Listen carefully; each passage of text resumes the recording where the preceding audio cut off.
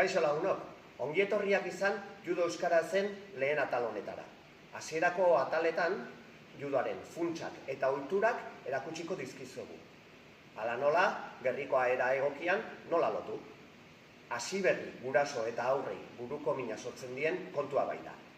Goazen bada. Gerrikoa erditik tolestu. Korapiloa erdian gera dadin, atzera eraman eta behin bizkarrean gurutzatu ondoren, gerrikoaren bi muturrak aurrerantza ekarriko ditugu. Korapiloarekin hasteko, mutur bat azpitik sartu eta goian geratzen dana bi itzulien artean sartuko dugu, azpikoaren gainean utziz. Honek goikoa inguratu eta beste aldera eramango dugu, hartara bi muturrak horizontalean geratuko dira eta ongi estutu aska ezadin.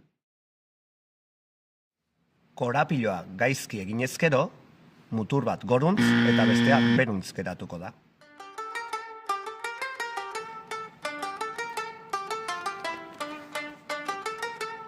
Atzean, gerrikoa gurutzatuta gera ez dadin, hona hemen beste proposamen bat.